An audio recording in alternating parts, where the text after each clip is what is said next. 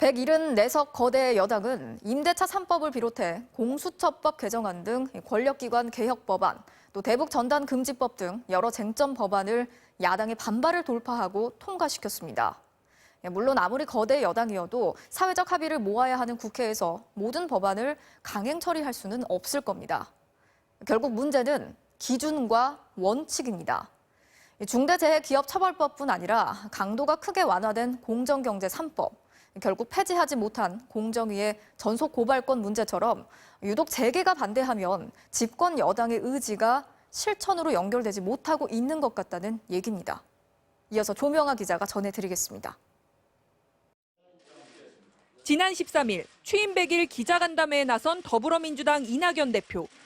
중대재해기업처벌법 처리 계획을 묻자 이렇게 답합니다. 제정하겠다는 말씀을 저도 한 10번쯤은 한 것 같습니다. 오늘 말씀드리면 11번째쯤 될 겁니다. 상임위에서 잘 조정되기를 바랍니다.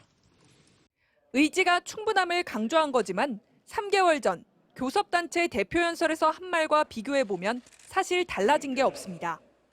중대재해기업처벌법 제정이 그 시작입니다. 이들 법안이 빨리 처리되도록 소관 상임위에서 노력해 주시기 바랍니다.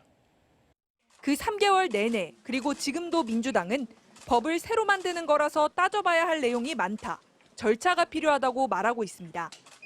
같은 기간 공수처법 등 권력기관 개혁 법안과 대북전단 금지법 등이 야당 반대를 뚫고 국회 문턱을 넘은 것과는 비교됩니다. 정의당이 왜 중대재해법에 대해 계속 묻겠냐, 말만 하니까 그런 것 아니냐며 이제 행동으로 말해달라고 촉구하는 이유입니다. 의석이 더 필요합니까? 국민의 지지가 더 필요합니까? 야당의 반대 때문에 안 됩니까? 도대체 왜 안 합니까?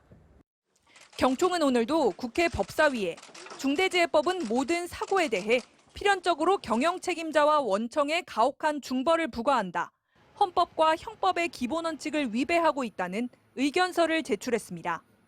민주당의 고민은 이런 반발과 무관치 않습니다. 기업에만 모든 책임을 지우는 것으로 사고를 완전히 막을 수는 없습니다. 현실적으로 모든 안전관리 업무를 원청 회사가 맡는 것은 불가능하기에. 하지만 집권 여당으로서 고민이 있다 해도 석 달 동안 논의 자체가 거의 이뤄지지 않은 걸 해명해주지는 못한다는 지적이 나옵니다. 민주당은 또 공정경제 3법을 처리하면서도 공정위의 전속고발권을 폐지하지 못했고 감사위원 선출 시 최대 주주의 영향력을 제한한다는 원안도 후퇴시켰습니다. 유독 기업 관련 경제 법안에서만 집권 여당의 의지와 실천이 겉돌고 있다는 지적을 피하기 어려운 이유입니다. MBC 뉴스 조명아입니다.